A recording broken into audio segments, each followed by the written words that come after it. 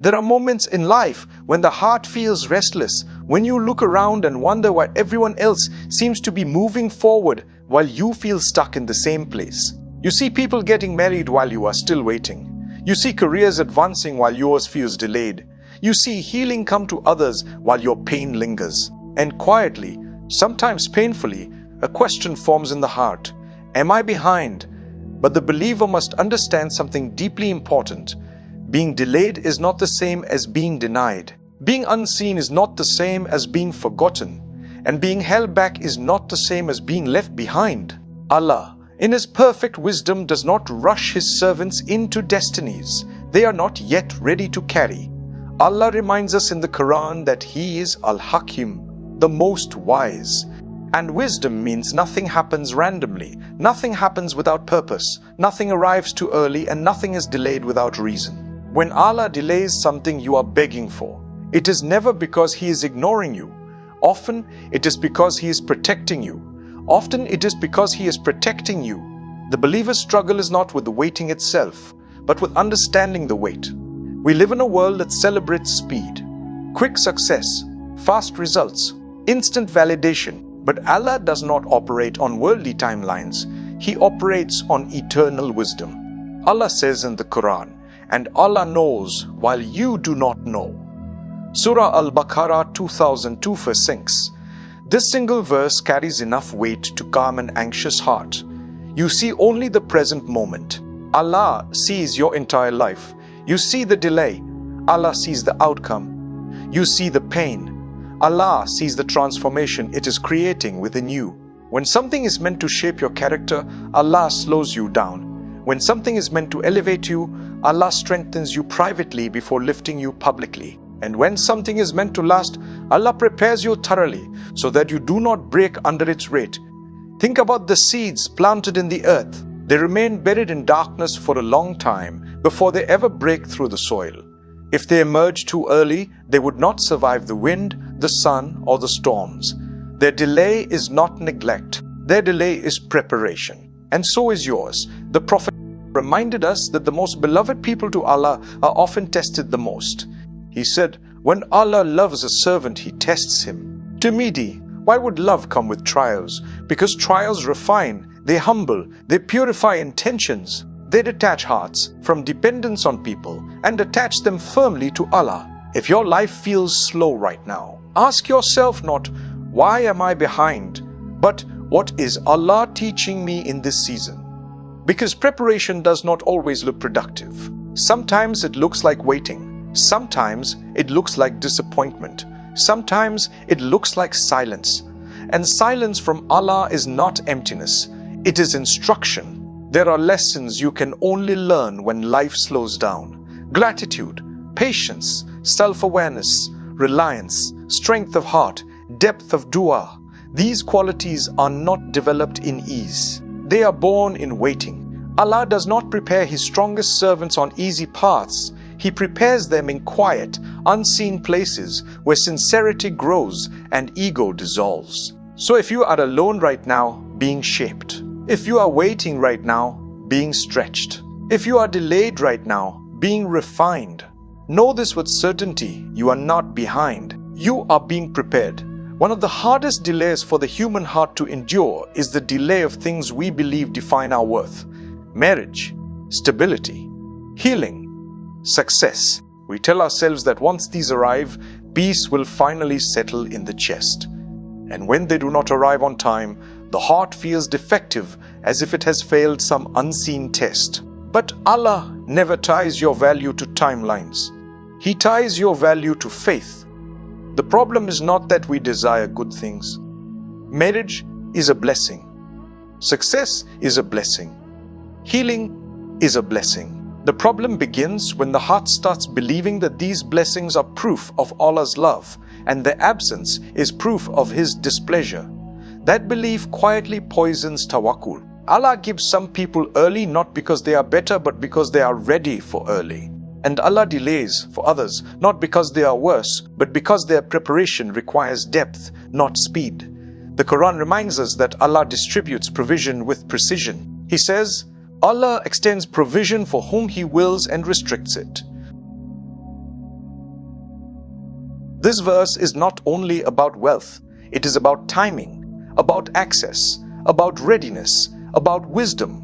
When Allah delays marriage, it is often because He is protecting hearts from unions that would drain faith rather than strengthen it. Sometimes the delay is saving you from a love that would pull you away from Allah instead of bringing you closer. Sometimes Allah is preparing you to be the kind of spouse who brings peace instead of pain.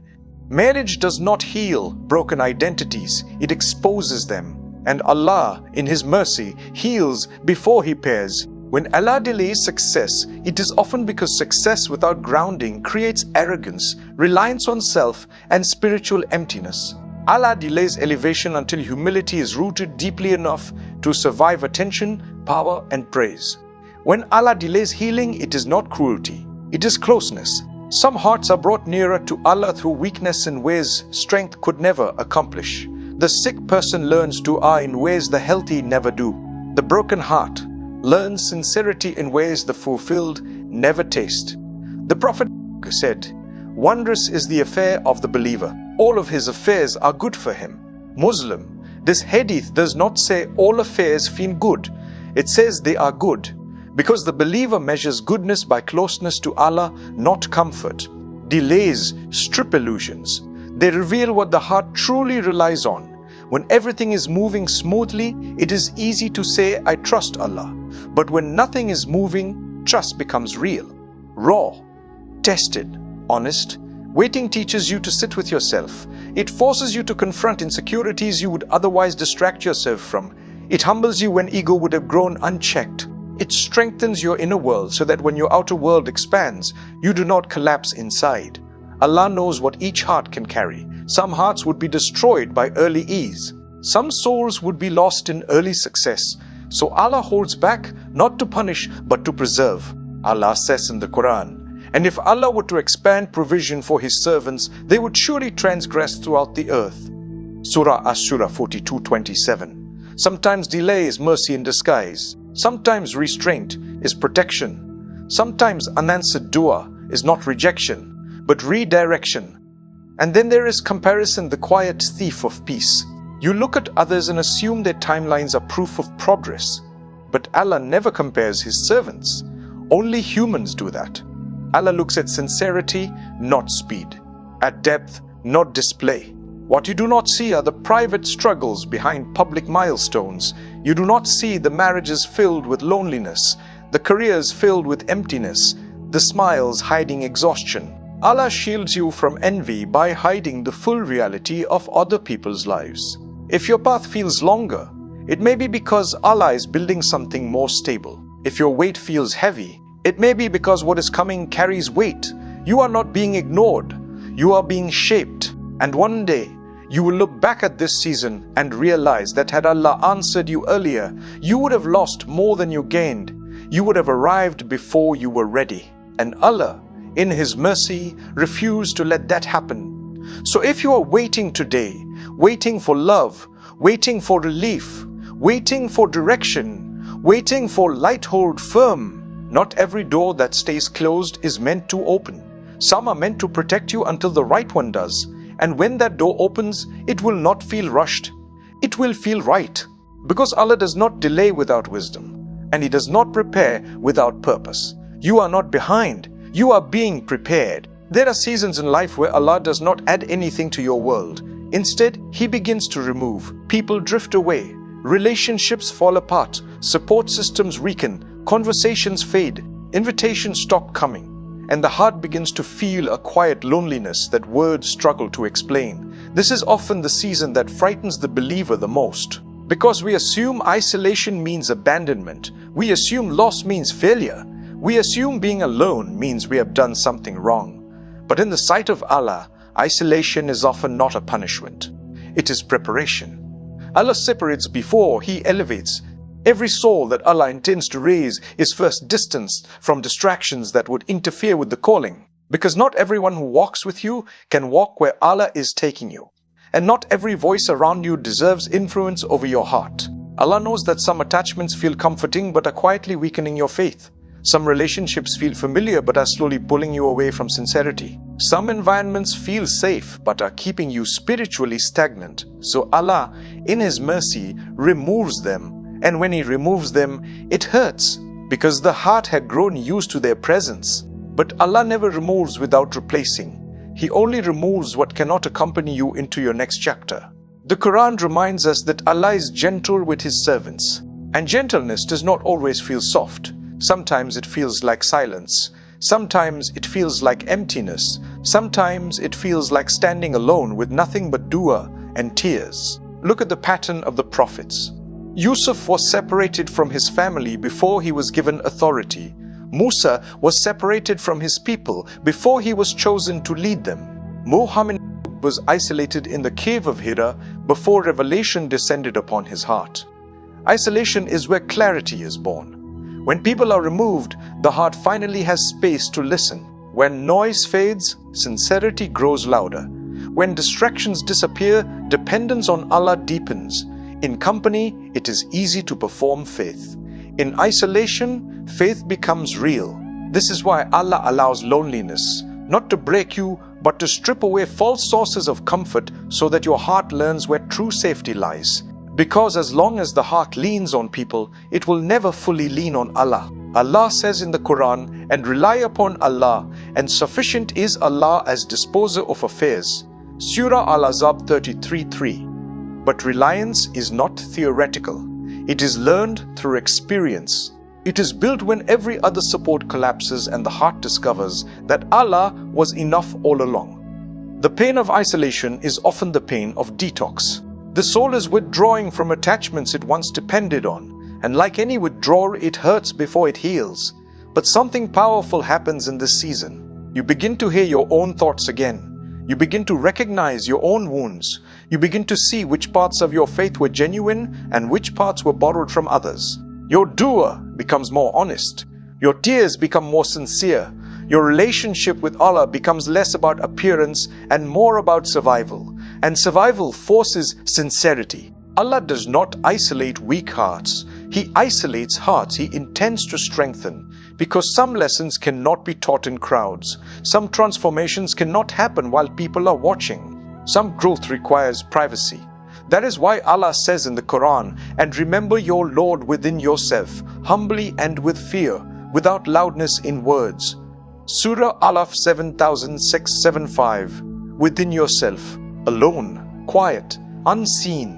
If you are in a season where people no longer understand you, where conversations feel shallow, where you feel disconnected from the world you once fit into, do not rush to fill the void. Sit with it, because Allah may be rewiring your heart. Isolation refines intention.